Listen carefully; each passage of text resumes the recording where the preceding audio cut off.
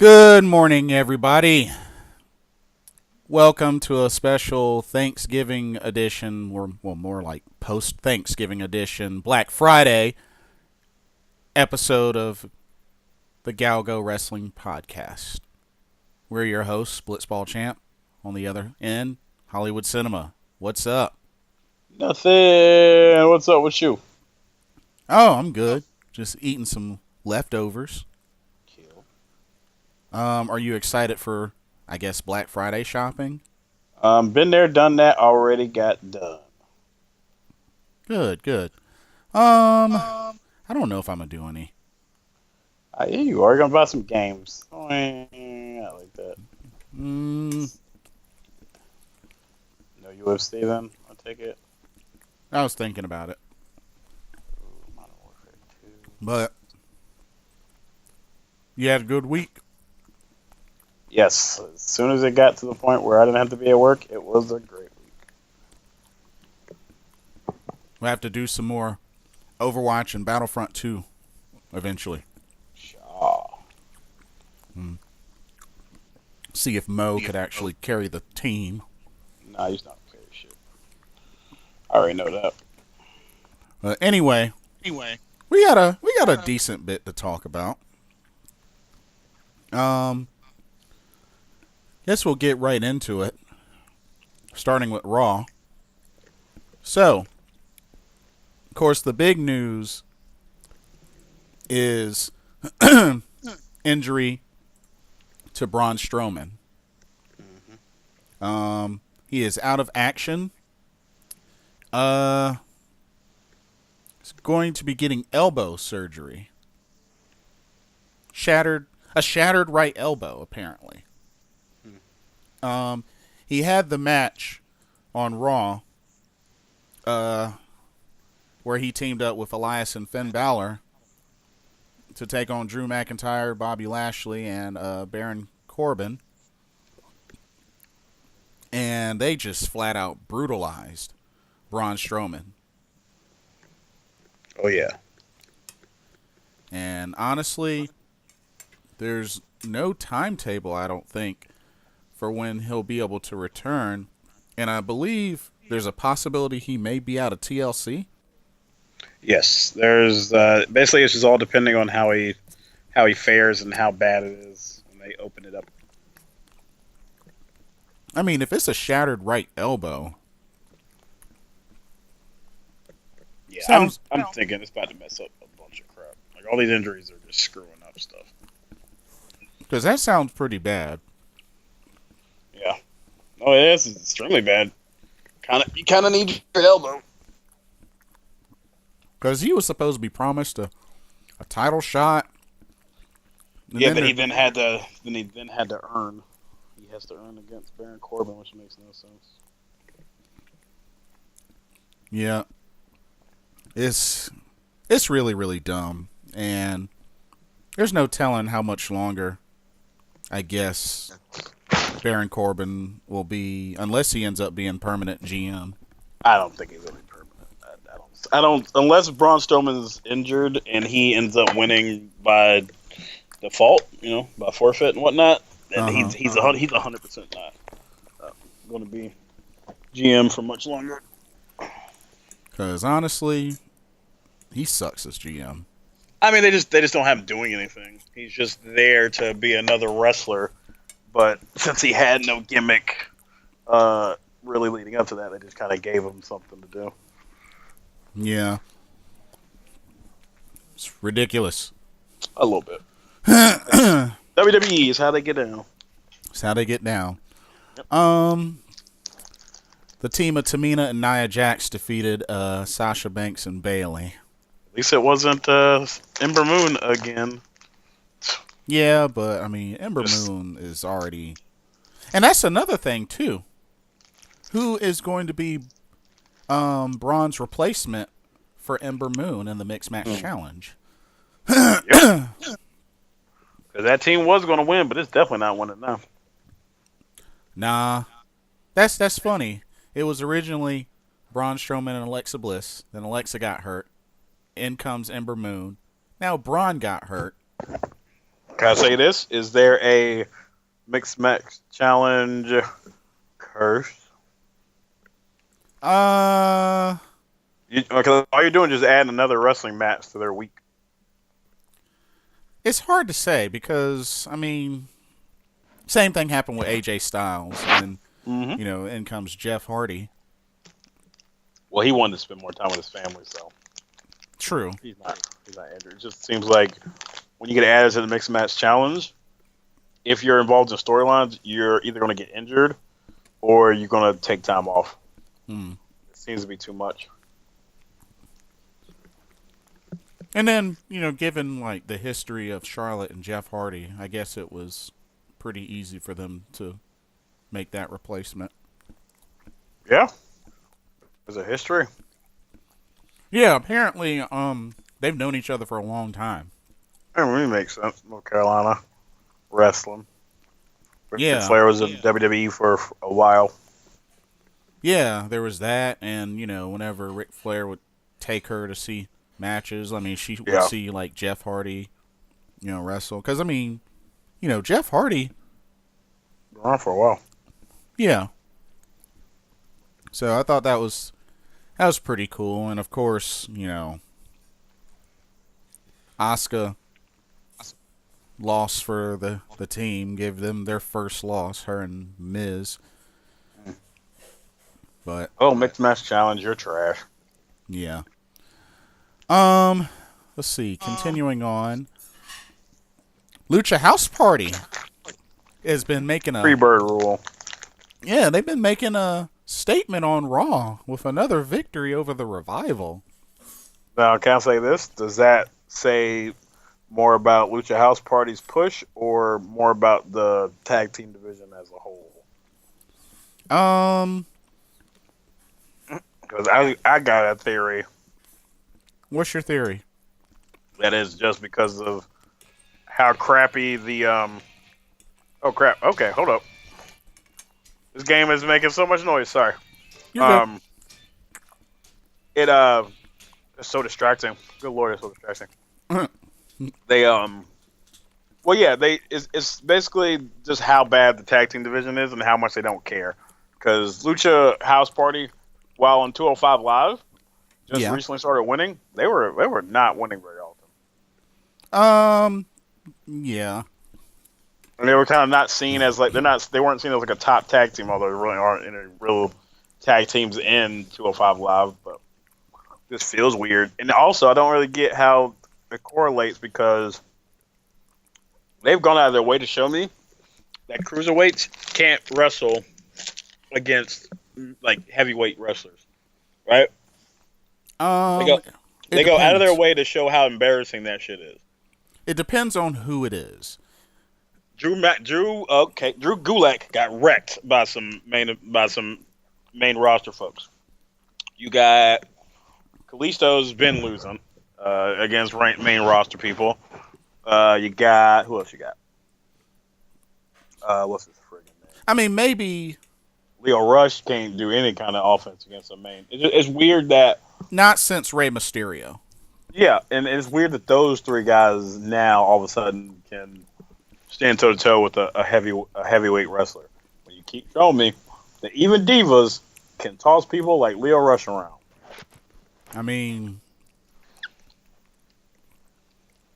there's some sparks here and there, but I mean, it's not like it's unheard of. It's just really weird. It's like, really? You guys have portrayed them as not being as capable in that aspect, but all of a sudden. Now, if it was something like Colin Delaney or James Ellsworth doing that, then yeah, I would pitch a fit. But I guess I'm just thinking about it in the way that it's been portrayed to me so far. And right now it's being portrayed to me in a different light, which is weird.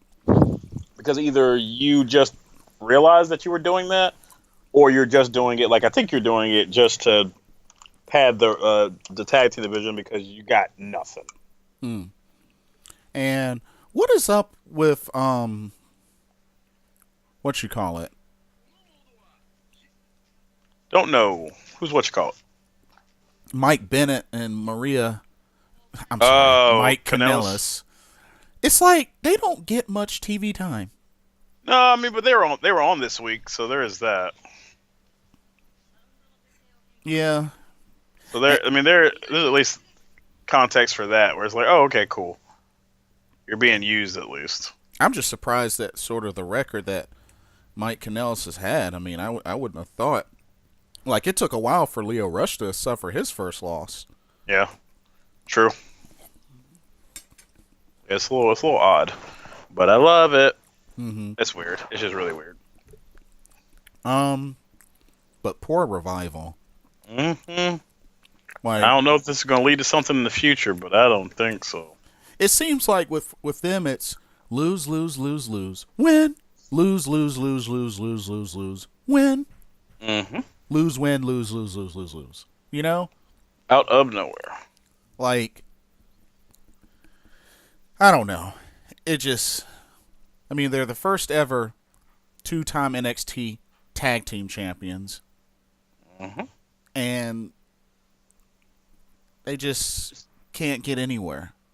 Nope. On the main roster. Can't do shit. Have they even had a main roster title shot yet? Yeah, against Drew McIntyre and Dolph Ziggler. Okay, that was a title match? Okay. Yeah, the one where they brought him out the week after they attacked him. Yeah, that was a title match. That was actually their first title defense. Okay, gotcha. So Let's see. Women's champion Ronda Rousey issued an open challenge and beat Mickie James. yeah, that was a really weird segment. Especially the part where it's just like, and now I'm going to introduce you to the next women's champion. It's like, but we've already seen her get wrecked. It's just Mickie James. Yeah, like I love Mickie James, but we've already seen her get wrecked. And the way he hyped it up made it seem like, oh, this is going to be like some unstoppable force or whatever. But Yeah, nope, Mickie James. Mickie James. That's all. Yeah, that's all. Mickie James. Love her to death, but good lord. Yeah. And a really big surprise, Bobby Roode and Chad Gable get the victory over the Raw Tag Team Champions of AOP. Now, do you think they're actually going to beat AOP for the championship? Because I sure as hell don't. If it does, I'll be really upset.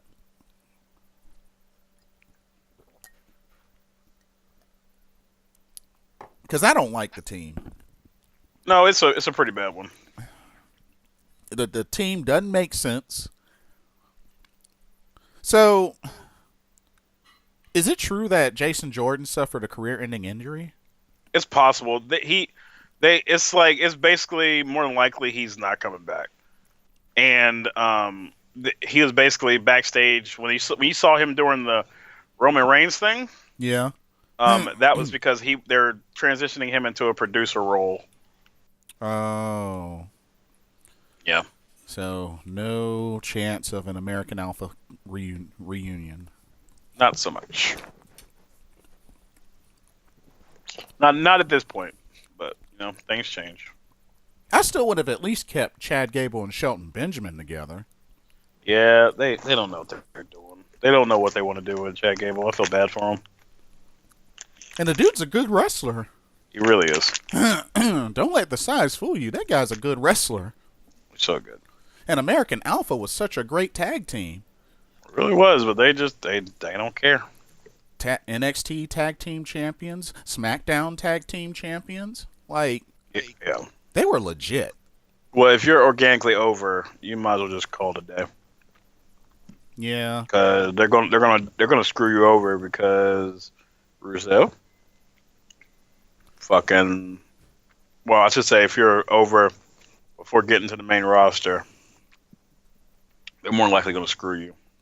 Yeah, and American Alpha was very over. Yeah, and it was organic. Jason Jordan worked long and hard to get over. They just threw it all away. Yeah, and it was really interesting because it seemed like I thought Chad Gable was going to help Jason Jordan and the team go heel with his mentality, but was so over with the crowd and just, the persona they presented, It felt right. Yeah, it really did. Excuse me.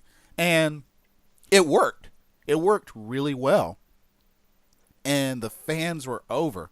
I think they got a pretty big, decent-sized pop when they became SmackDown Tag Team Champions. Oh, absolutely. And they were a legit team that could go up against really any team. And you know what the best idea for that is? Kill it. Kill it now. Just kill it. I can't believe that was the best option for WWE. Yeah. Oh, this tag thing that we have is very over. Well, we'll have them lose in a storyline thing to Randy Orton and Bray Wyatt because that's the thing everybody really cares about. Oh yeah, nobody gives a shit about that. Well, let's ship off just Jason Jordan because we need more people on Raw, I guess. And then screw it, just kill both of them. Kill them both. Let's make him Kurt Angle's son. Ugh. And even that I don't really have a problem with because soap operas.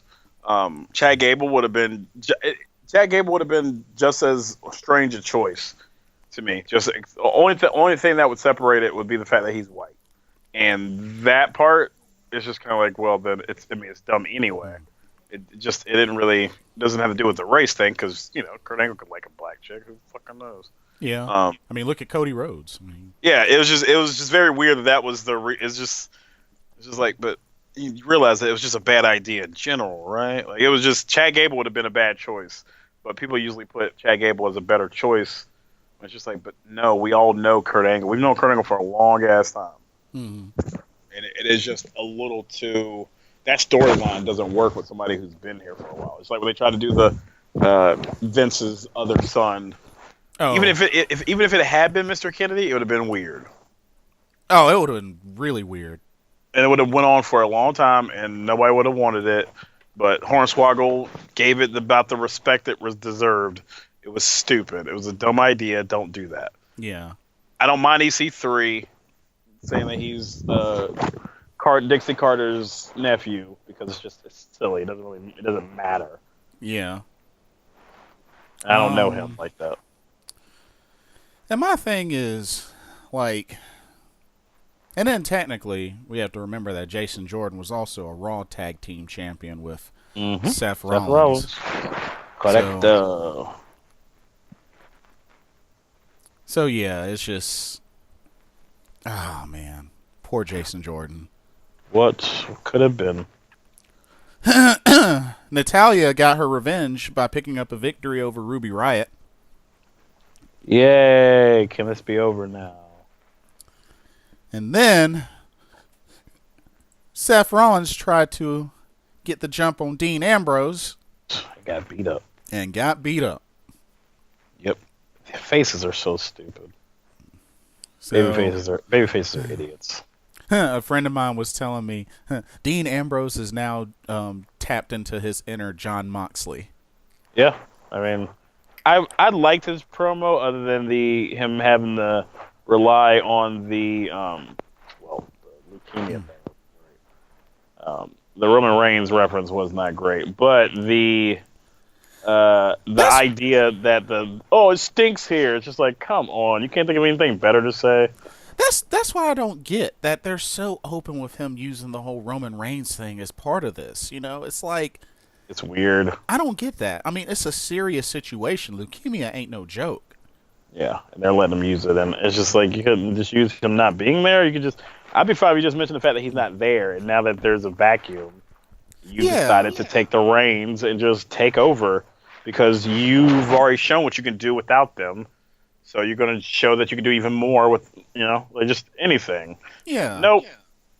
Let's tie together the fact that the Shield were bad guys when they first got in.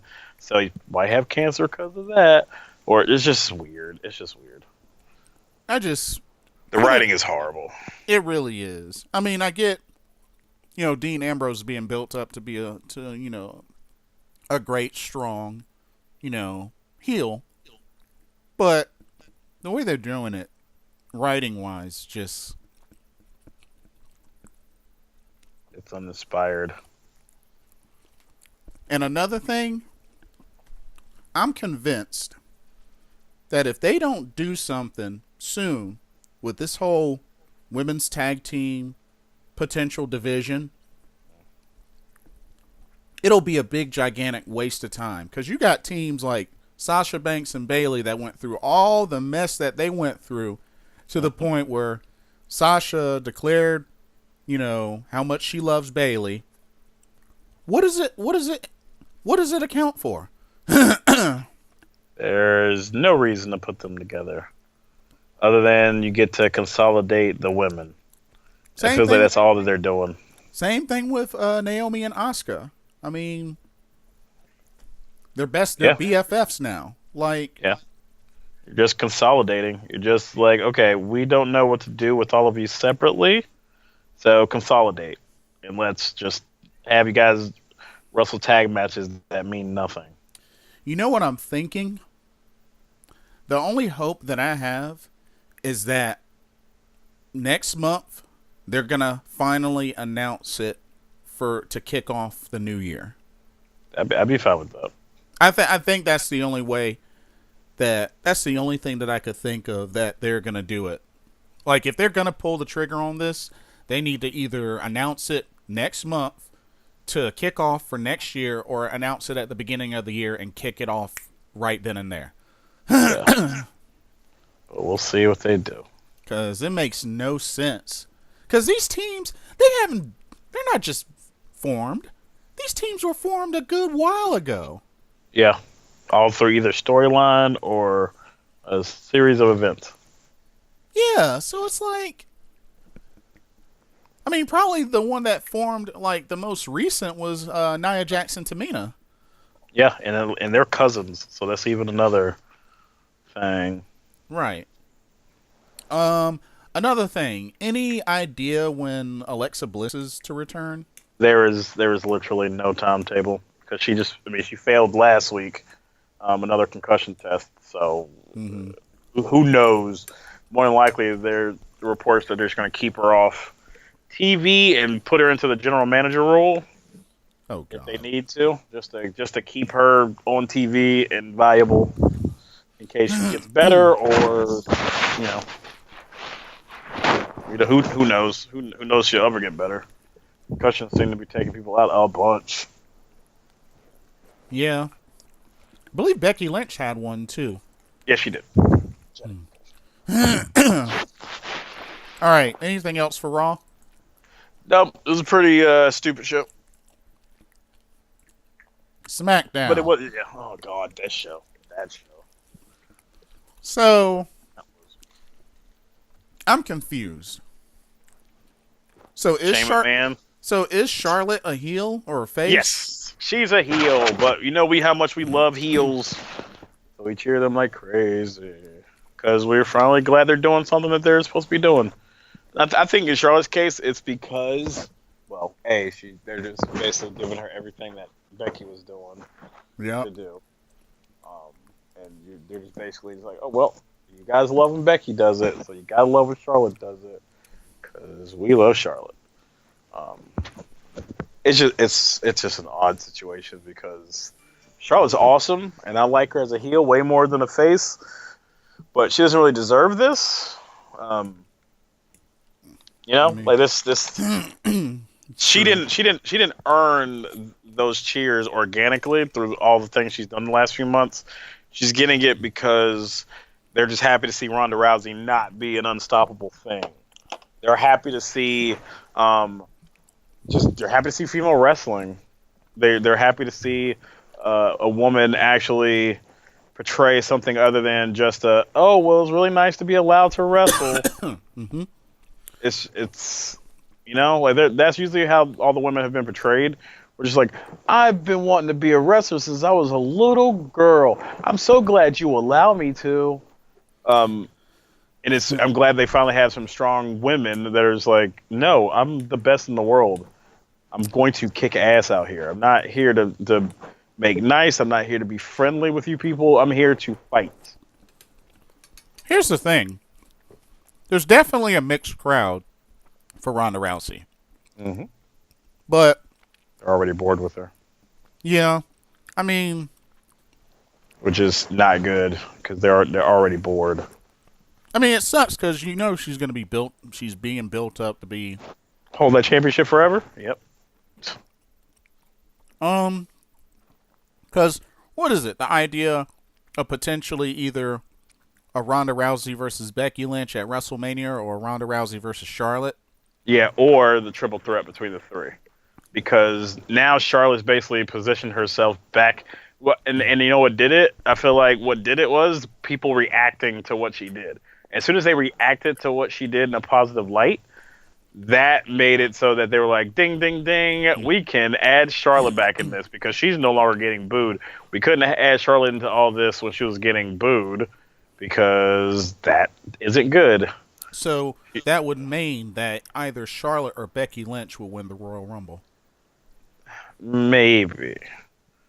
I mean, maybe because they can always just finagle some weird janky shit where the person who even somebody else wins Royal Rumble, they try to cash in early, or and they lose. It's just they can finagle it any way they want to. Really, at this point, I don't trust them to do anything normally anymore. Well, excuse me. Sorry, folks. What was really interesting, I was thinking that Ronda Rousey was going to some way, somehow insert herself into the picture when Oscar won the Royal Rumble. Yeah. So, I mean, you got a fair point, but I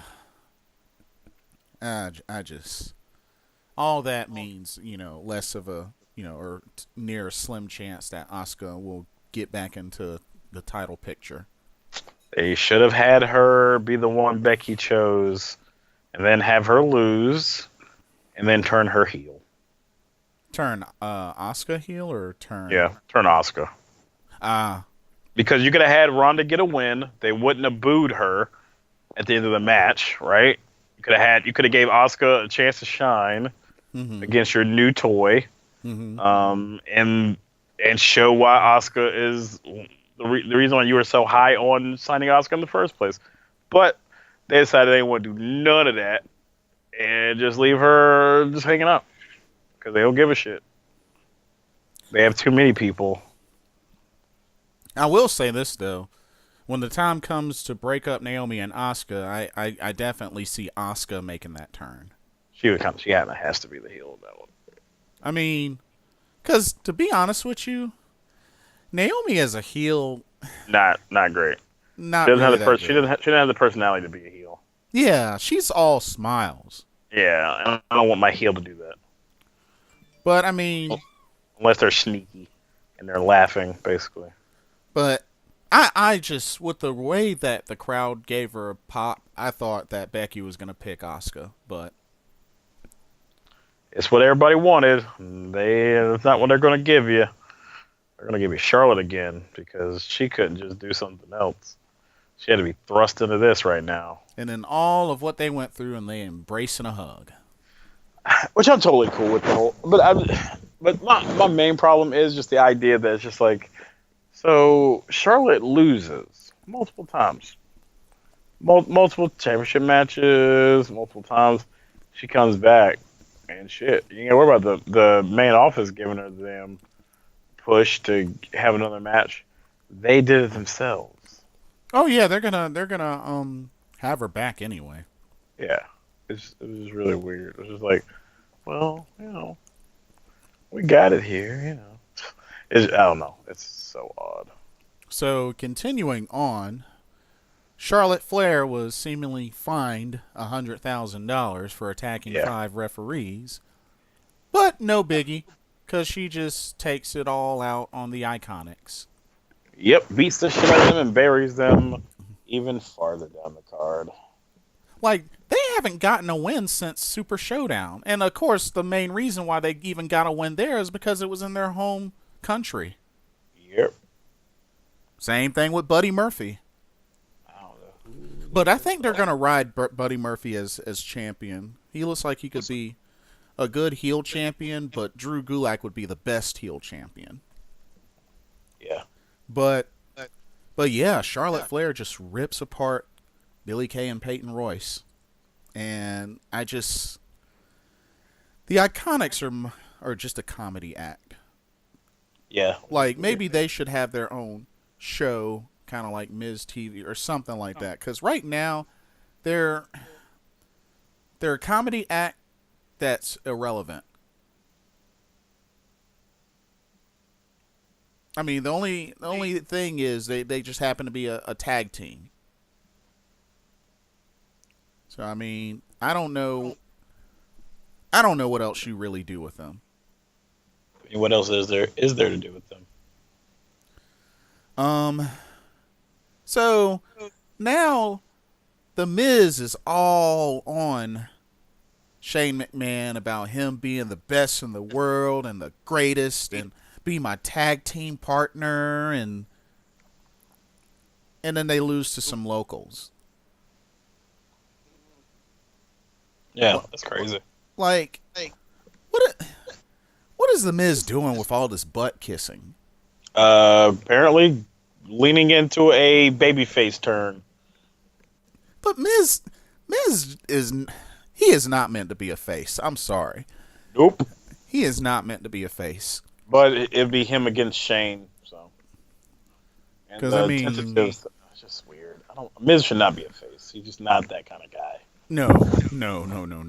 He was face for a short while. No, It made no sense. No. Like, just no. Please no. Please. There's just some wrestlers that are meant to stay one side. Randy Orton is meant to stay a heel. Yeah. Rey Mysterio is meant to stay a face. You know, Bayley meant to stay a face. Yeah. What you call it? I was gonna say something. Kofi Kingston meant to stay a face. Yeah. You know, just some examples there. But yeah, Miz heel. The New Day beat the Bar and the Big Show in a Thanksgiving feast fight. Yeah. Which doesn't surprise me that the New Day would be the ones to really sort of host that. I mean, they were bound to have something like that. Yeah. True. And then Oscar and Naomi defeated Mandy Rose and Sonya Deville after a quote-unquote miscommunication. Which I have no idea why they're splitting Absolution up, but I don't know. I just don't know. Do you know? Because I don't know. No, I don't know. Not that I can remember anyway. And then Daniel Bryan cut a promo announcing that the Yes Movement is dead. And the new Daniel Bryan is alive. How does that make you feel? Yeah, no problem. It means something, but it doesn't mean anything to me at this point because he's just trapped in the weird puddle that is the WWE, well, not WWE, but the championship picture. But you know, I gotta give the man credit. You know, he had a good showing against Brock Lesnar. Yeah. He had a lot of folks fooled because he was getting destroyed. But it's another reminder that Daniel Bryan can take a beating, can bounce back, and still do some damage. But I knew he still wasn't going to beat Brock Lesnar. But yeah. And then Randy Orton defeated Rey Mysterio, took his mask off. Dang. Oh, everybody's ripping off masks. TJP's ripping off masks. Randy Orton's ripping off masks.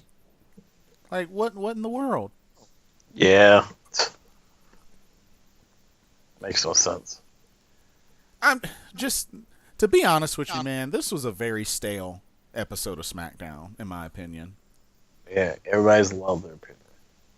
I mean, just, I don't know. What do you think? Because I really haven't thought about it too much. I mean, I just thought it was kind of stale. Yeah. Yeah, I guess unfortunately I can't think of a better way to fix it. Mm-hmm. You got anything else you want to add for SmackDown? No, it was disappointing. Mm-hmm.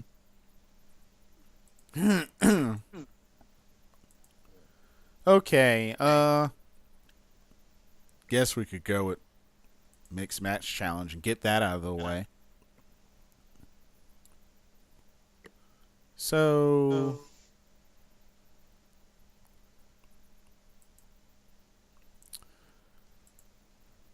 we had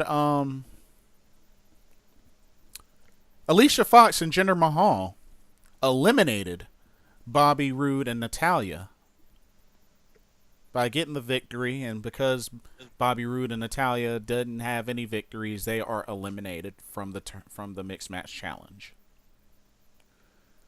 Same thing with Rusev and Lana. They got eliminated by R-Truth and Carmella.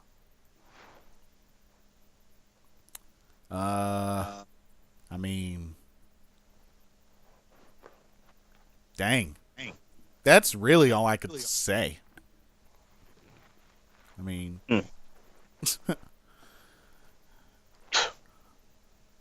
moving on. Yeah. Oh yeah. Once we're done with this, we got to do the main event and talk about the Survivor Series results. Yes. I knew we were missing something. Nothing. So that'll be the main event. Okay. Let's go ahead and knock out 205 Live. Okay. So, Tony Nese and Noam Dar was a pretty good match. Yeah, I mean, that's to be expected. But, of course, Tony Nese got the victory. With the help of Buddy Murphy. Providing the distraction. Akira Tozawa and the Brian Kendrick got up a victory over some local competitors, and even got the Brian Kendrick to join in some chants. Yeah. This is weird. Yeah, the odd combination. After they had ripped each other apart for so long, so many weeks. But hey, I mean, the times have changed, I guess. Yeah, definitely.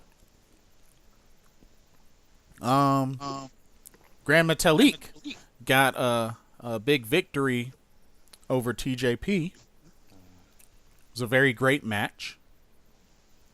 I have to say, the matches that TJP have had with Lucha House Party have been really, really good. Oh yeah. But of course, they got the last laugh when Mike Kanellis intervened with a chair, with Le Chair. Oh, I think I lost Hollywood Cinema. 1 second.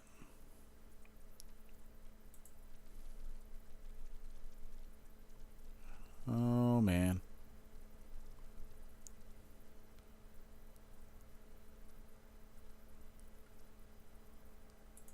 Let me try reconnecting.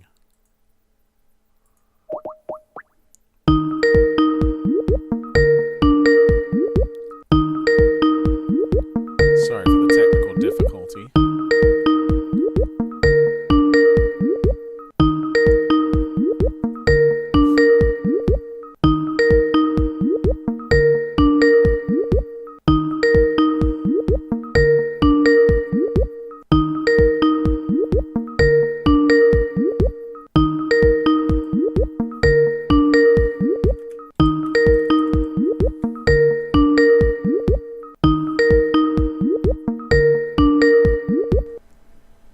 And I'm back. Oh, there we go. Cool. I'm back. You good? I'm good. Controller was just being weird. Xbox being strange.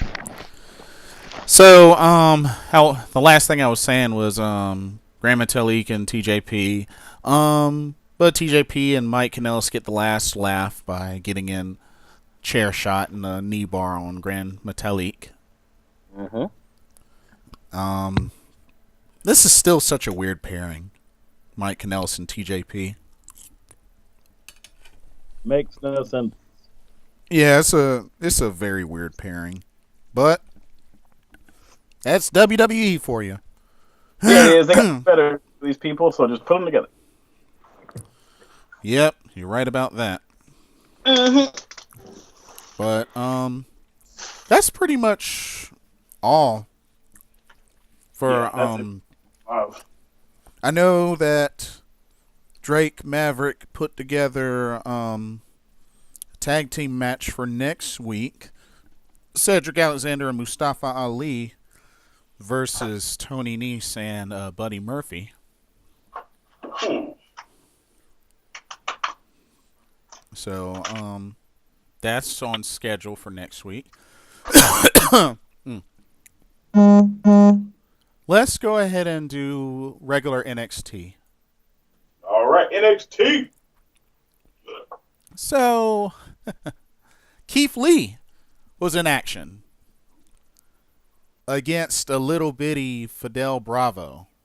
Yeah, this week's episode of NXT was Squash Central. Yeah. Yes, indeed. Especially that match, and Lars Sullivan defeated Keita Murray. And then, of course, it looks like these two are going to square off, finally. I like this. I like this. I can dig this. Keith Lee and Lars Sullivan. What about you?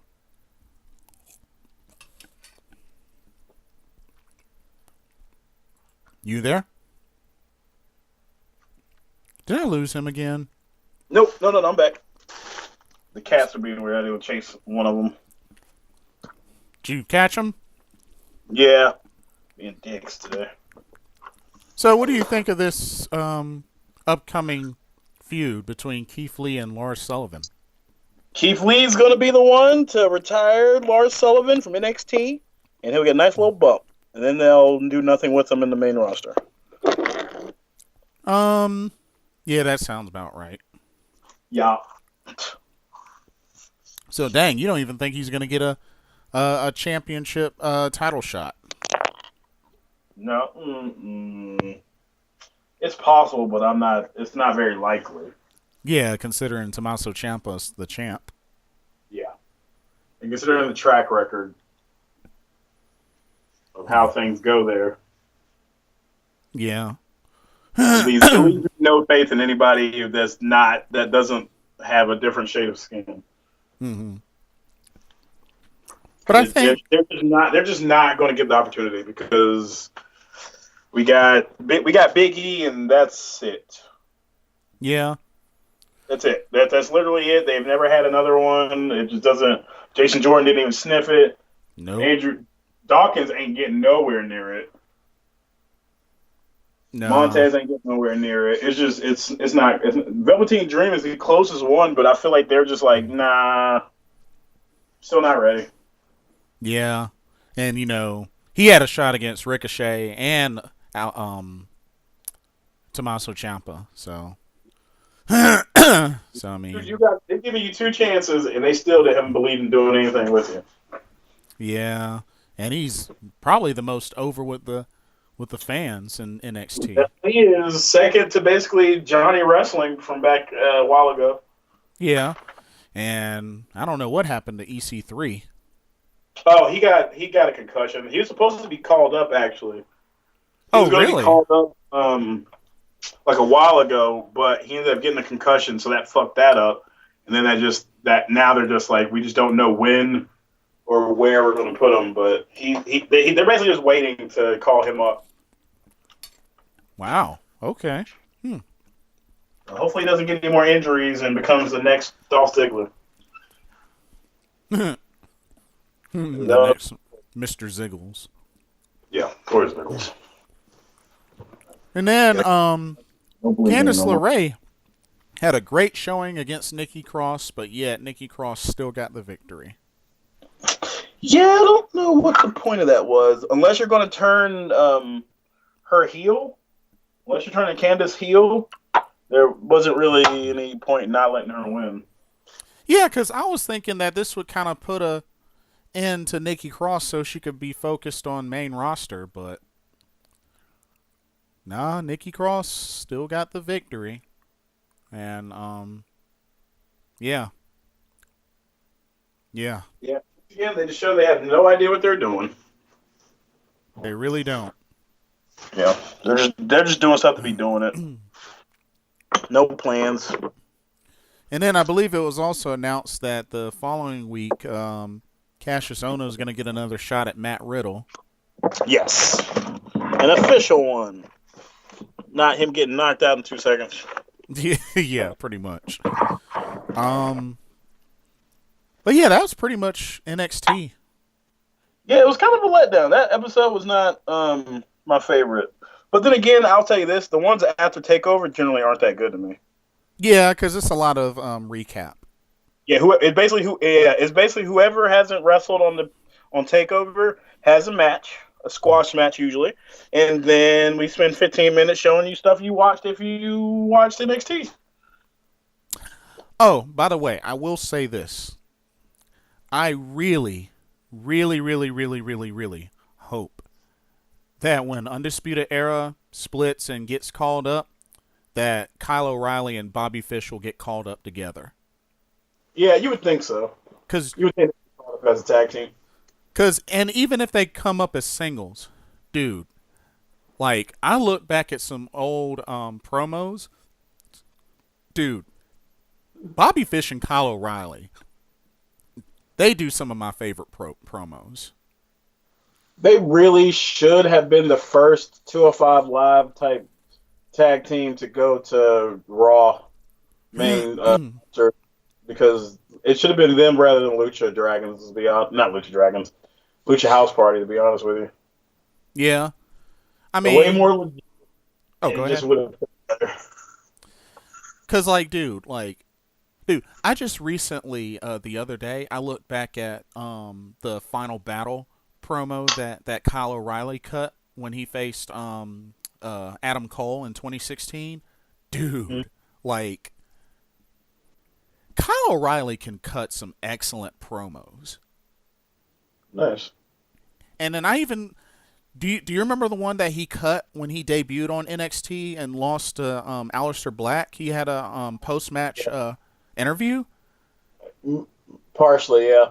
Dude, that was such a good promo because he's like, yeah, I may have lost, but, you got to remember who this is. You got folks, meeting me, and then they're looking over their shoulder afterwards because they know that Kyle O'Reilly has arrived.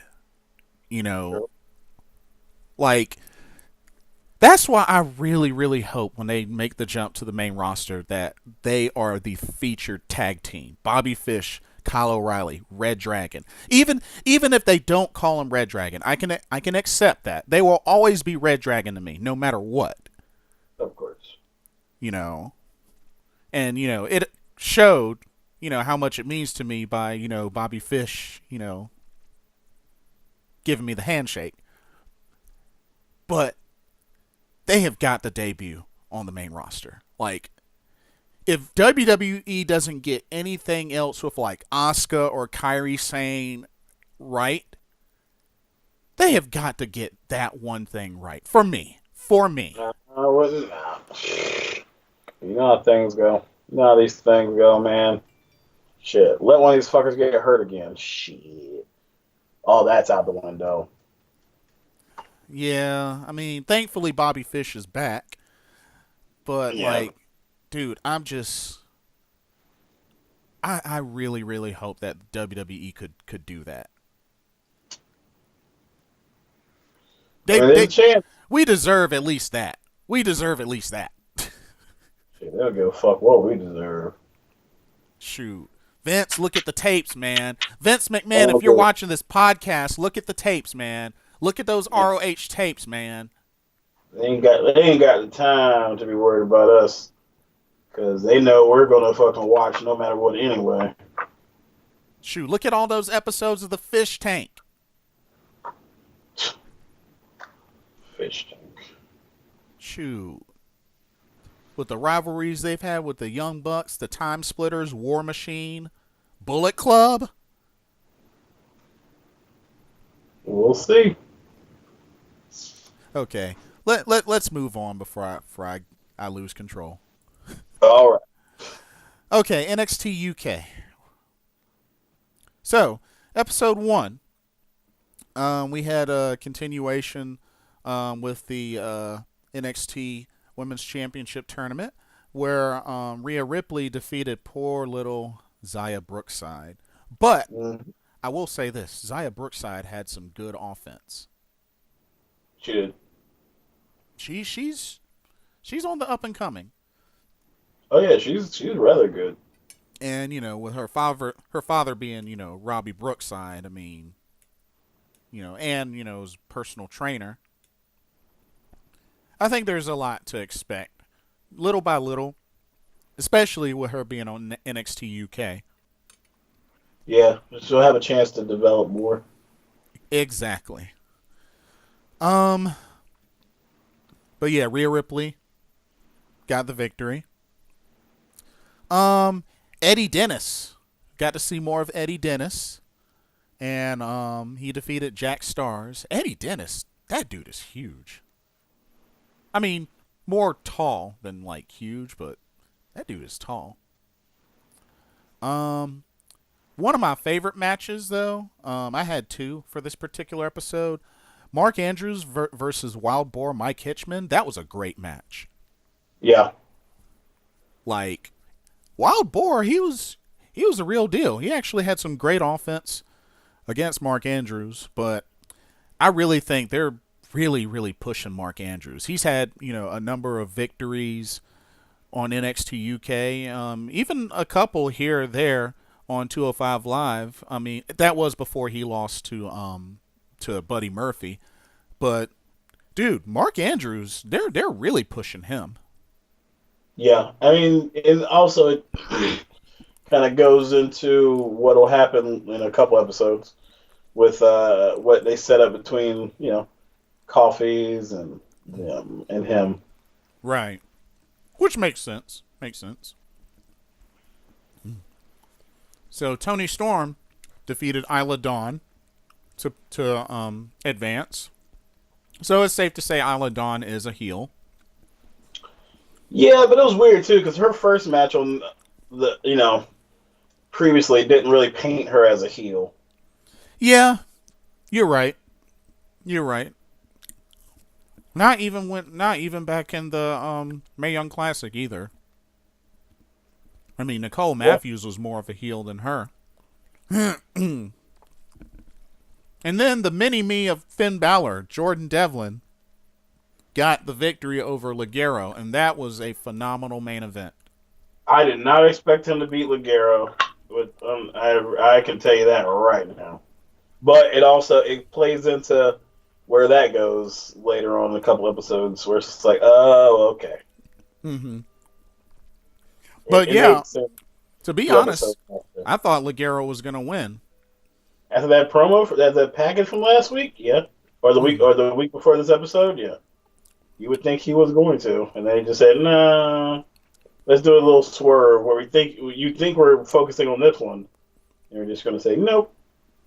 But I will say this: if they ever do have a rematch, watch out, because I think Ligero will take it. Oh, definitely. But yeah, great first episode. Episode 2. Oh, man. Of course, I already knew what was going to happen, but Rhea Ripley defeated Dakota Kai. Dakota Kai had some great offense, and really, oh, man, it was close. But Rhea Ripley hit Riptide, and advance to the finals. But that was a good match. But bro, let me tell you what. I have now just become a new fan of Flash Morgan Webster. I was a fan when he first showed up. I think he's great. Dude, he really showcased more of his agility in his tag team match with Mark Andrews, and they both defeated Saxon Huxley and Joseph Connors. Dude, Yeah. I did not know he was that agile. Because usually, like, you know, he has his spots here and there, but he was doing all sorts of flippy stuff. Yeah. Yeah, he was. Like, I was very impressed. And it even makes more sense of teaming him and Mark Andrews. Like, yeah, no, that makes a lot of sense to me. I am here for it. but that was a great match. And then Joseph Connors turned on Saxon Huxley afterwards. Mm-hmm. So I don't know if that's something they're gonna carry for a bit. But yeah. I enjoyed that tag team match. Bomber, Dave Mastiff, got the upper hand and beat Tyson Tbone. Were you surprised at that? No. Really? No. I mean, they've been booking Mastiff as like a beast, man. Yeah, but Tyson Tbone was the heel. Yeah, and Dave Mastiff is huge, and you kind of want the heel to be mad at that guy, you know? Yeah, that's true. That's a fair point. And then I was really, really, really happy that they made the second semifinal match the main event. Yeah. Tony Storm and Jenny. I know you were hyped. Dude, this was a great match. Like, it was back and forth. Like, it was so good. It was so good. And then, of course, afterwards, Rhea Ripley comes out, talk a little smack, and, you know, gave Tony Storm a little shove. Also, why the heck do they keep changing Tony Storm's theme? They don't know what they're doing. Like, that's like the fourth or fifth version of her theme that I've heard. It's like, okay, y'all need to make up your mind. Eventually they'll nail it down.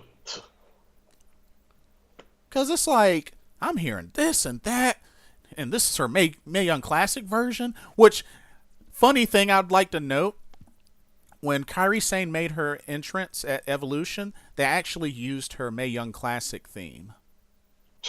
Nice. They didn't use Somebody's not paying attention. Because I was wondering when they played her music, I'm like, this isn't her theme. Oh, this is her Mae Young Classic theme. So Slack. they need to Get their shit together. They may need to hire Dale Oliver or somebody or Jim Johnston. Well, But yeah, it was really good that was the main event. And I posted on Jenna's Twitter that I can't wait for her. I think that she should have a match with Killer Kelly. Oh yeah. And Killer Kelly liked my post. Very nice. So I thought that was really cool. Well, I bet you did. So I would love to see that match. I think that'd be a great match. Jenny versus Killer Kelly. I think it'd be a good one. Oh, heck yeah. Heck yeah. Anything else you want to add for UK? Yeah. Nothing. Nah, nothing really. It was a good episode. I liked it. Right on. And then we're gonna finish off with looking back at Survivor Series. Oh boy. So we know that the kickoff was the Usos led Team SmackDown against the Bobby Roode, Chad Gable led Team Raw in a 10-on-10 traditional Survivor Series elimination match. Yeah. The one victory SmackDown had. Yep, by pure accident. By pure accident. Wow. It's bad. But it came down to Roode and Gable against the Usos.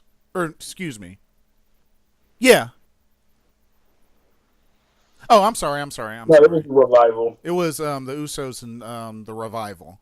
Because I forgot the They're last hours and they get jobbed out on Monday. Yeah. But yeah, the one victory Team SmackDown had. And it was never mentioned again. Nope. Even did a post-match interview with the Usos. Oh my god.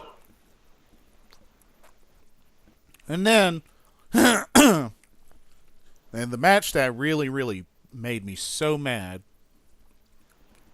The women's traditional 5-on-5 Survivor Series elimination match. Where the replacement for Team SmackDown for Charlotte was freaking Mandy Rose. Really? Yeah, let's make a big deal out of this and not mention it. Like, you had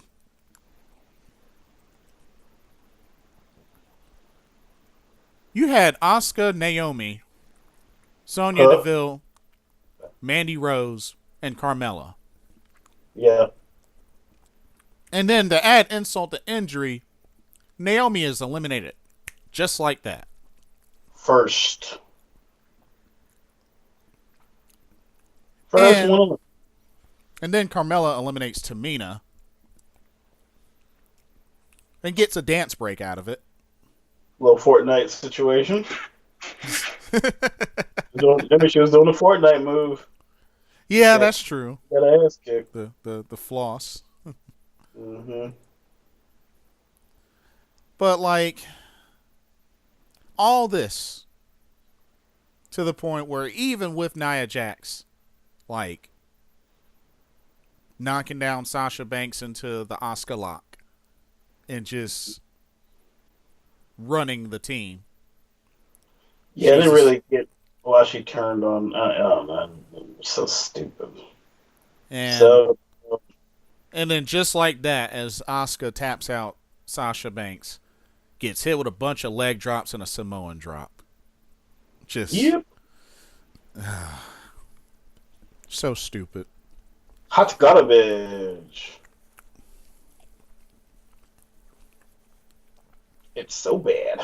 Man, bump Nia Jax, man. Yeah, it's pretty bad.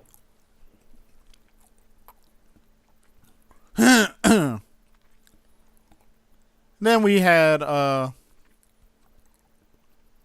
the Intercontinental title champ Seth Rollins defeated United States champ Shinsuke Nakamura. I don't know what the heck Shinsuke Nakamura was wearing. Made him look like a dang on prince in a figure skater outfit. Yeah, he was he looked ridiculous. What'd you think of the match though? It was okay. It wasn't anything special. I had higher expectations considering the fact that these two have never faced each other before. It was kind of a letdown. But like you said, it was all right. I mean, yeah, pretty average. It wasn't 5-star or 4-star, but I mean, it was passable. Yeah, it was serviceable.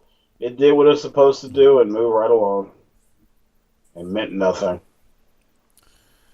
And then we have the Raw Tag Champs against the SmackDown Tag Champs, which involved Drake Maverick peeing on himself. Shit.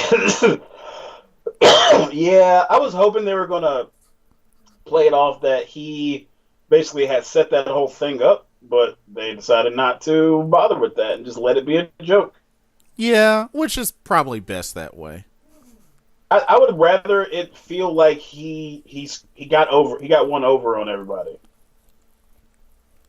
I mean, I feel like I would love to see him just all of a sudden, like, they get to him in the back and he's laughing because he's like, these fools think I would be scared of Big Show enough to piss myself. Who do they think I am? Like, I've been in this business for this many years. I'm not scared of anybody. I'm a man, but nope, just piss. Just a scared little man who pissed himself. I mean, when you got a hand as big as the Big Show's wrapped around your neck, I mean, No, I'm sorry. No, I'm sorry. Rockstar Spud has been beat up by Brian Cage, by plenty of people who are muscular-wise bigger, way more than Big Show. But that's the one that makes you. You go from making him seem like he's the smartest guy in the room to he's a little bitch. Like it's so weird. And then they even went as far as to have him be made fun of. It's an odd move from a company who loves to, say, "Oh, don't be a bully, be a star." Okay. So what's y'all's excuse? Oh yeah, your owner is a fucking 12-year-old at most emotionally. So yeah. But I mean, who's to say he didn't he wasn't okay with that? Because I mean, like you said, you look at a lot of the stuff he's done back at Impact Wrestling. That dude has been mangled and destroyed. That's way worse. He wasn't just grabbed either. It's just I feel like they had a chance to make a character look good, and all they did was just bury him. That character can't be taken seriously after pissing himself on pay-per-view. True. He can't. He literally can't, because they made sure to make fun of him for it the entire time you saw him on screen on Monday. It wasn't like I'd have been fine if they had been making fun of him, and then he laughs about it, and it was just like, yeah, you guys are stupid. Like, who do you think I am? I played all of you idiots because you're all stupid. That's why I am and my tag team are champions, and you're not. But nope, they decided that was the worst idea. Let's have him just be a joke, and by proxy, because he represents them. This tag team is also a joke, because the tag team division is a joke, and nobody gives a shit. It's so gross. Yeah. So gross. It's such a tone deaf thing where it's just like, oh, so you really don't give a shit about any of this? Like, you don't care if I like these people. You don't care. You don't care if I respect them. You don't care if I give a shit if they're on the screen. You really could give two shits. Dang. I feel like my time is just basically, they're just giving me the middle finger. And they're like, keep watching, fat boy.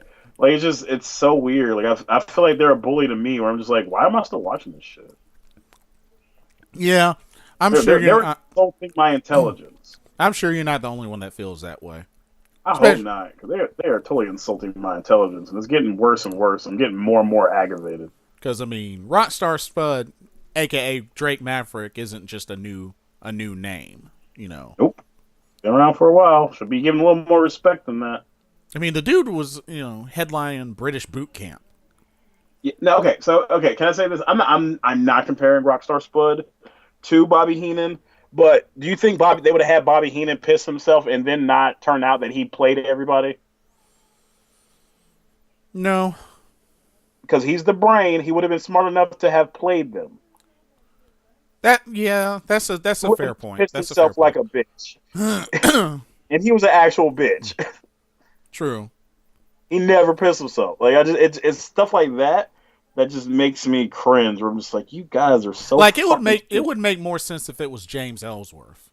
Yeah, James Ellsworth would make total sense if he pissed himself and Braun beat his ass. Yeah, that would make a lot more sense. He didn't even piss himself when he was in the damn shark cage. True. Like, come on. Like, I'm sorry. Like, a dude grabbing you by the throat when he literally can't do shit to you, because if he does, he gets thrown out of the match and then your team. Like, no. And also, this is the same guy I've watched chew out performers on 205 Live for being a joke. That's true. That is true. That goes 100% against who that character is. Yeah, but then it literally makes fun of him and betrays everything he's done so far.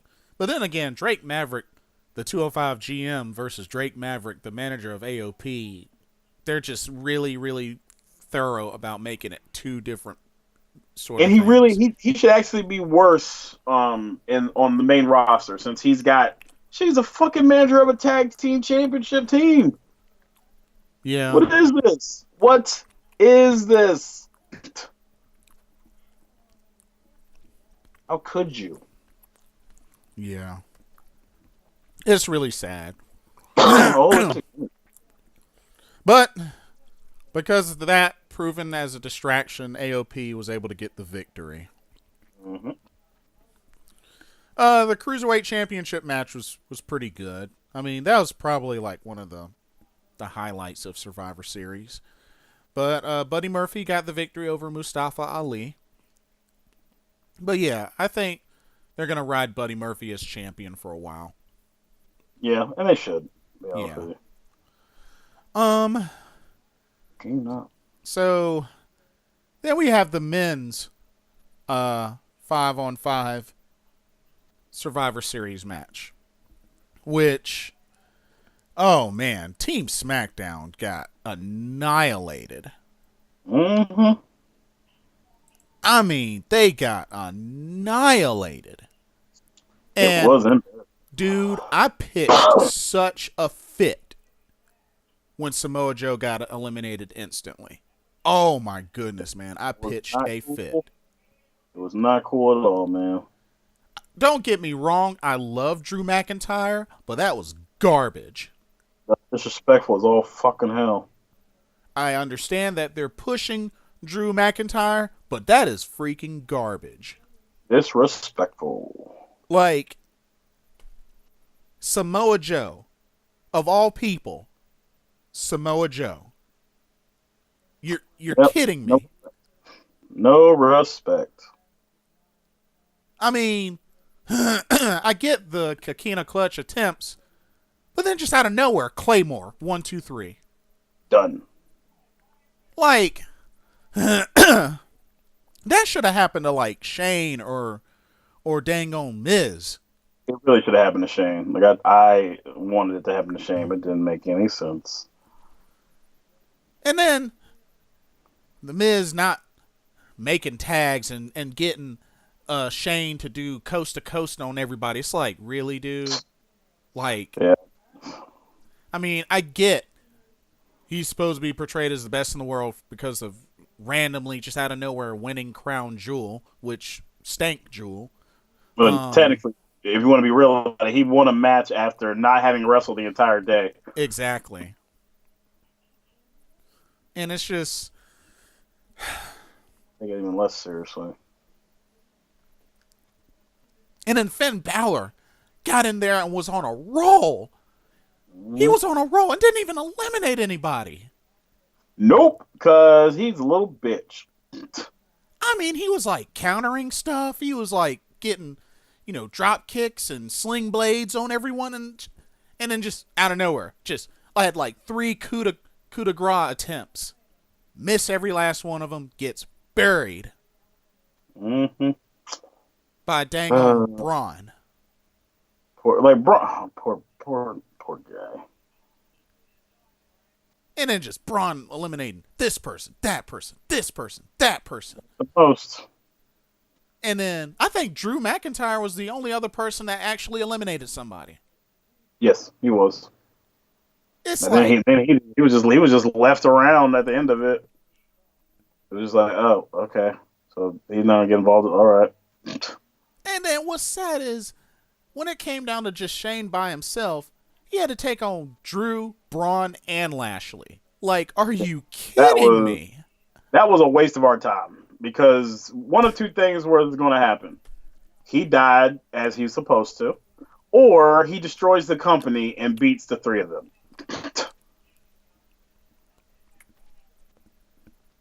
This match was a joke.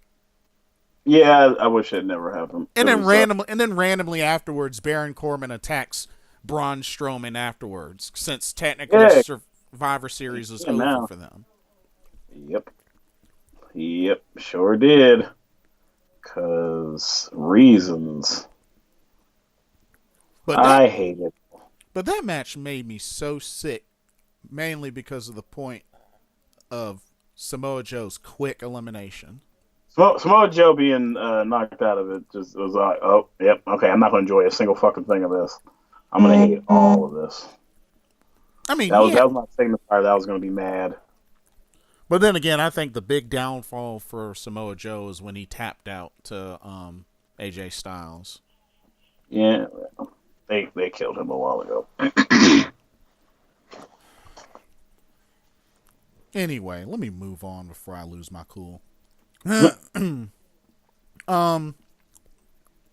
What's next? Oh, of course, Raw Women's Champion Ronda Rousey defeated Charlotte by disqualification as she got the mess beaten out of her with a kendo stick, with chair, even had her head and neck in the chair. She stomped on it. Yeah, she did.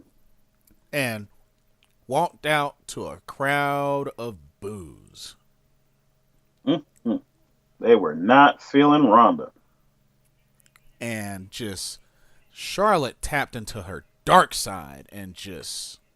It was like she was fighting Sasha Banks. She was trying to kill that bro up. It was like, oh, she's not Sasha Banks, chick. Chill out. She let Bram out. Yeah, babe. Oh, that's fucked. Yeah. She released her inner Bram. Yeah, that's fucked, man. That's harsh for you. That's damn. You burned her. I mean, I'm just hey. Savage. I'm just saying she was married to her. He was married to her. So I mean, hey. But dude, her facial expressions were like pure evil. Yeah, I loved it. That's when she's the most interesting.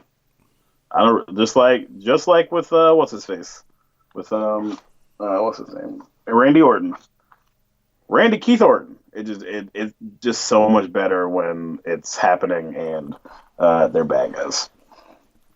RKO. Yep, because as good guys, they are shitty. Not shitty. They're just not naturally good bad guys.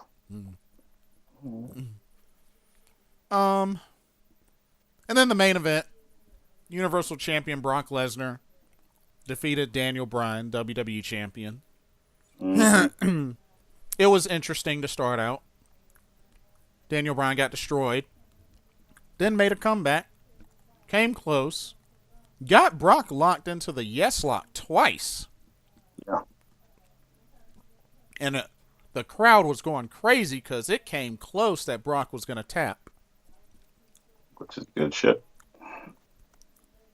And even with a slightly damaged leg, was still able to hoist him up and hit an F5 to get the victory. He is still Brock Lesnar. Yeah. It was a pretty good match, though. But this Survivor Series was a joke. It was not good. And then, oh yeah, we got to finish off with TakeOver WarGames. I've totally forgot about that. Yeah, we can make this quick. So, TakeOver WarGames 2. Matt Riddle knocks out Cassius Ohno in one jumping knee. Mm-hmm. Good night. See you later. Bro. Dude, I do not like his theme music. I don't mind it. I don't see anything wrong with it. It kind of reminds me of Samoa Joe's, to be honest with you. But then again, I don't think Samoa Joe's really fits him, to be honest. It's a little too bouncy. Yeah, you think so? But no, it's just like boom, boom, boom. It's a little too bouncy. It doesn't really feel as menacing as I think they want it to. Like it has no menace to it. It's just like Like it's just not really, it sounds like you got a little, sounds like you got some elephants there and you got some other shit. It just does not sound menacing whatsoever. Nah, that's funny. Oh man, Sounds like a fucking elephant.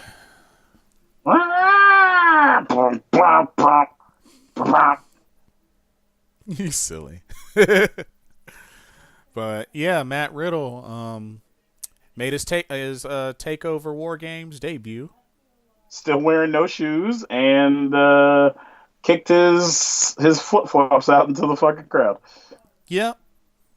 The fans love I him. wonder how long it's going to take for him to go back and get to wearing boots because he's going to get his foot broken. And they're going to tell him that he has to get his motherfucking boots. Well, didn't he wrestle like that some in Evolve? Oh, that's the only way he wrestled. I just feel like Rusev tried to do it, and WWE is a totally different thing. Yeah, that is true. That is true. Like, you got a lot more shit you got to worry about in the WWE version of that than you do anything else. True.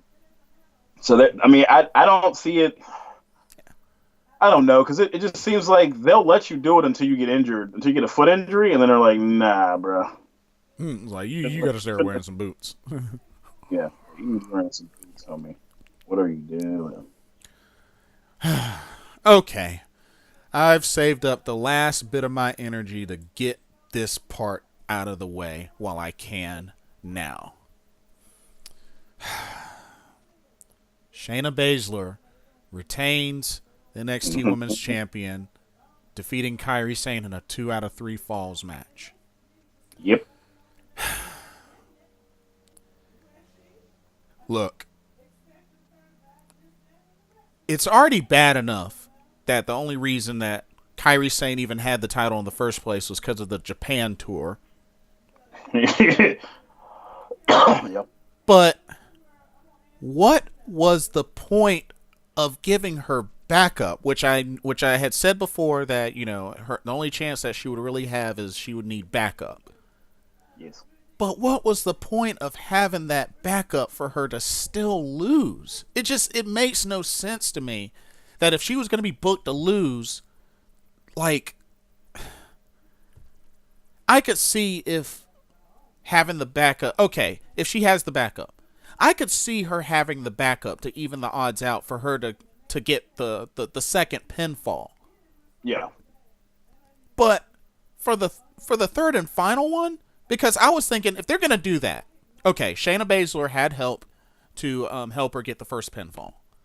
Kairi Sane, back up, shows up, eliminates the other MMA horsewomen. Kairi Sane gets the pickup, the victory for the second fall. Okay, all the backup is gone. And then Shayna Baszler beats her cleanly.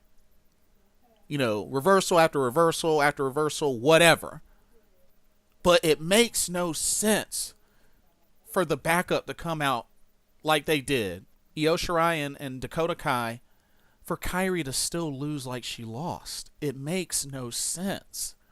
Yeah, it was a very odd choice. It kind of makes me think that they don't believe that she can carry it.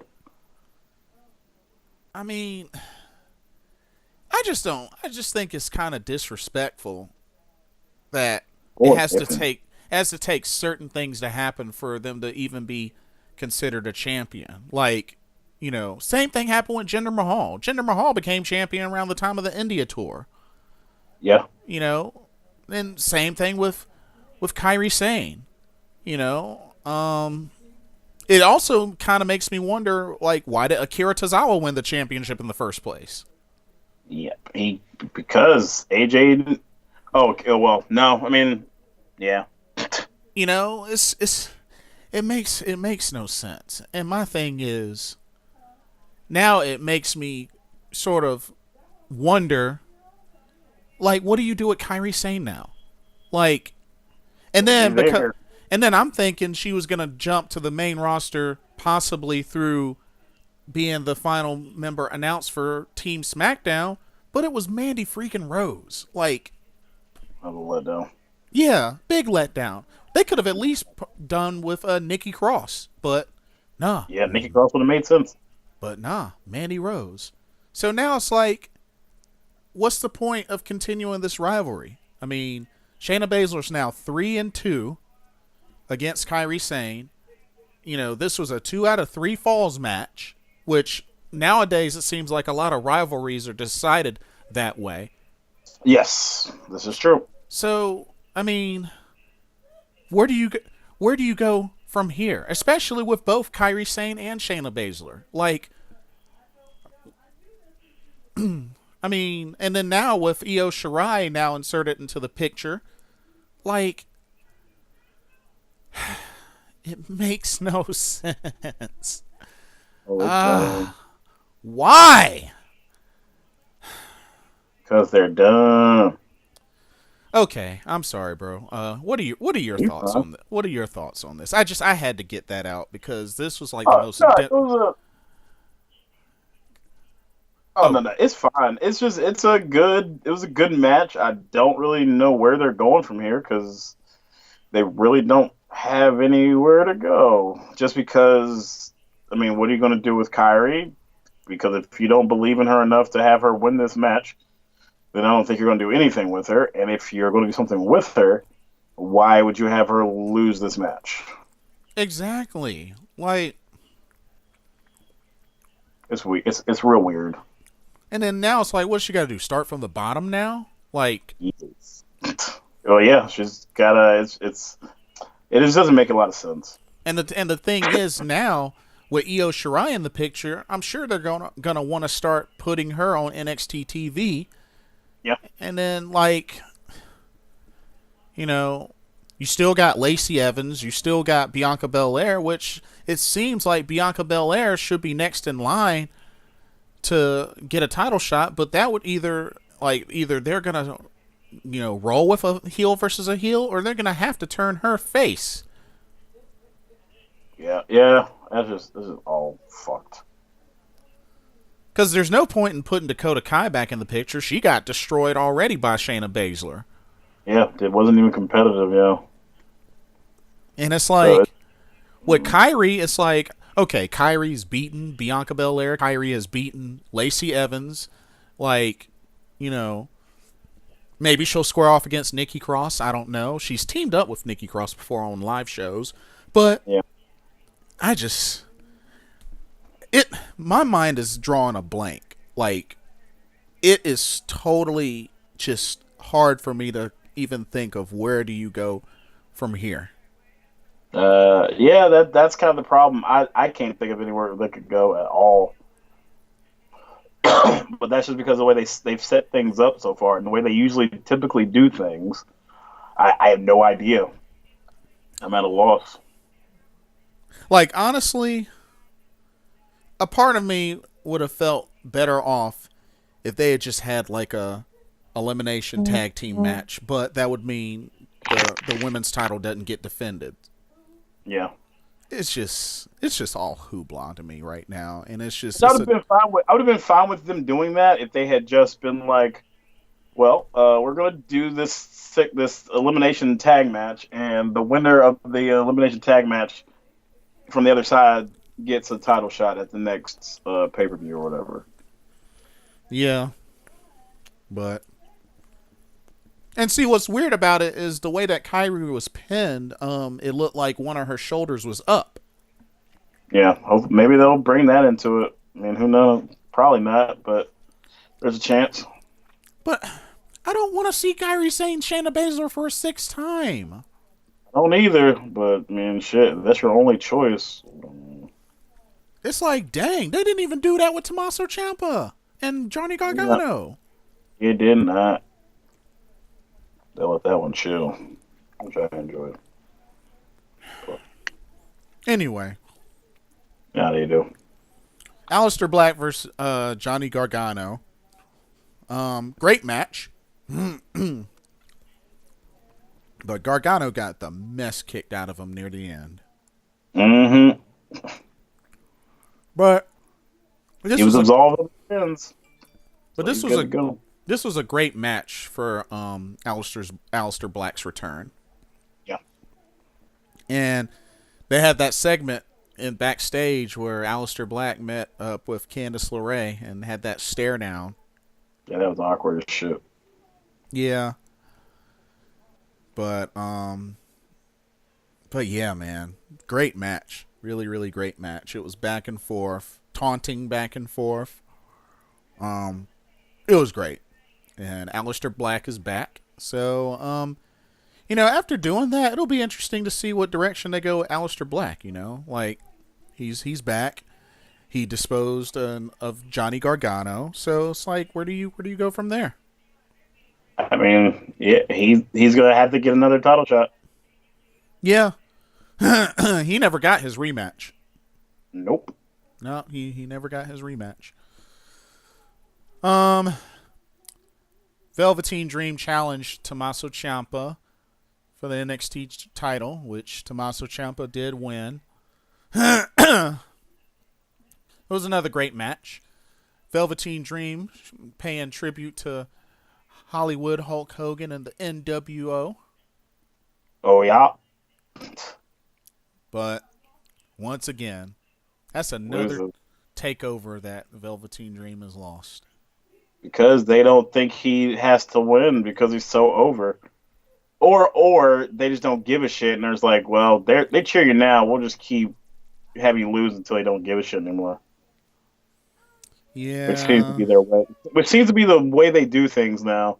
They'll just bury, if you're getting too over with the crowd, they'll just keep burying you until the crowd leaves you alone, and then they can say that, yep, see this, we told you, we told you.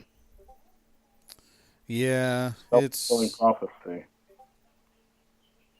It is ridiculous. It is, man. Poor Velveteen Dream. Always disrespected. And then we had the War Games match, where the Undisputed Era suffered a loss against Ricochet, Pete Dunne, and the War Raiders. It was a very intense match. I did think it was funny that Bobby Fish put a second lock on the cage with Pete Dunne. Oh, yeah. And then, but the referee got out some bolt cutters and... Bolt cutter! Yeah. But, great match. Really, really great match. It showed Ricochet and Pete Dunne standing tall together. But they're gonna want to face each other again. Kind of have to. But now the thing is, where do you go? Where do you go from here with the Undisputed Era? I mean, a little more revenge, or you call them up. But then again, do you want to be called up? No. Well, in order for that, O'Reilly and Strong will have to lose the tag titles, which will probably end up being won by the War Raiders. I would expect so. I mean, they're the only rising hot tag team right now. Mm-hmm. The only one on the horizon too. Because Heavy Machinery isn't there, although they did win their last match and beat the Forgotten Sons. And then Street Profits, they just finally recently beat the Mighty. And the Mighty definitely isn't going anywhere. Nope. So I mean, you gotta give it to War Raiders. Yeah, you do. Because Mustache Mountain, they're focused on the UK tag titles. So I mean, hey. And then another thing is, like, do you let Bobby Fish take his place again? Because that was originally who were champions before he got hurt. Mm-hmm. But I don't know. It's interesting. It's really interesting. But we'll have to see what happens with not Takeover, NXT in the next few weeks. Yeah, tapings are coming up. But whew. Do you have anything else? I do not actually. I'll say this one thing: the World Tag League has kicked off. Yeah. It's a lot of matches. Yeah, I did look at those. It's a fucking shit ton. So far, I've only seen night one, so I got a I ways have to go. literally nothing. I have seen none of it, but I've been super busy. Beautiful Nightmares, the birthday weekend is this weekend. So I've been Nice. busy. Yeah. Sounds cool. Sounds cool. I'm rocking my Bullet Club shirt. Nice. And then, as December approaches, that means one more month until the big ROH Honor Reigns Supreme show, January 13th. Oh, you did see that they WB is looking to get Silas Young and ACH. Oh, Silas Young as well? Yeah. Because Interesting. they basically said the reason why he didn't sign his contract is because and also Trevor Lee told Impact that he wasn't going to come back because WWE has expressed interest in him. Ooh, and the Carolina Caveman. Nice. Yeah. Okay. Wow. Dude, I remember when I first saw Trevor Lee. Oh, Yeah. man. He looked crazy. Dude. For him to make it big like that, I'd actually be proud of him. I mean, I know it's WWE, but still, man, like That's coming a far away, man. He's done a lot. yeah. I mean, from doing Chikara, Impact Wrestling, CZW, like, dude, he's come a long way. Definitely. So I'm proud of him. I've met him a couple of times. Nice. Yeah, Trevor Lee, he's a real deal. You know, he knows how to rock a beard. Yeah, he does. But yeah, the dude's the real deal. Great wrestler. Seen his work. Met him a couple of times. He's a North Carolina native, the Carolina Caveman. Yeah, boy. So yeah, you know, I have to say, you know, there's a handful of North Carolina natives, you know, next to Ric Flair, Jeff Hardy, Cedric Alexander, Matt. you know, Matt Hardy, you know, Where's Caprice Coleman from? I thought he was from Queens. Okay, I think I'm mixed. I'm thinking of somebody else. I can't remember his friggin' name now. I just remember Caprice Coleman was in SCW a bunch. Whenever WCW was going under, I used to see him down on at King's Bar back in the day. With Champagne. Champagne. But yeah, he was born in Queens. Caprice Coleman.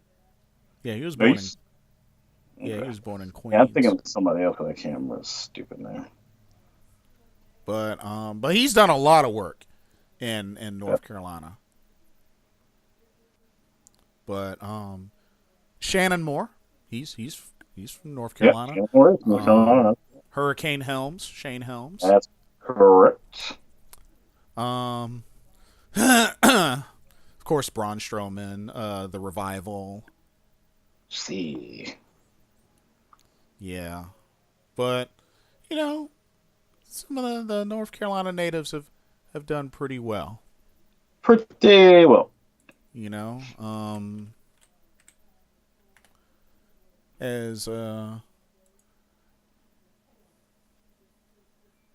yeah. But that's really cool though. ACH, I could see him doing NXT or 205 Live. Yeah, he probably would go to 205 Live. Silas Young. Silas Young would definitely be NXT. Trevor Lee. He could go 205 Live or NXT easily. Right. But still waiting on Io Shirai to make her TV debut. Yes. So, same thing with Xia Li. I don't know why she hasn't made hers yet. Yeah, that is weird. None of you say it. Shoot, Xia Li should. Yeah. And then, of course, they're getting ready to move Lars Sullivan to the main roster. Seemingly, they don't know which show. Uh, A promo on everything. It's like, okay. So whenever he gets here, let us know. yeah. So we know which show to be paying attention to. Watch it be like something random and he like shows up and destroys like Elias or Rey Mysterio or some stupid crap like I'll be that. so pissed. I'll be so pissed. But It's such a waste. But anyway, that's all that I have for this episode. You got anything else? I got nothing. Well, we've covered quite a lot. Yeah, we did. But so we know the next big pay-per-view is TLC. Yep. So got to see how things build up to that. I don't know when the next takeover is called. No idea.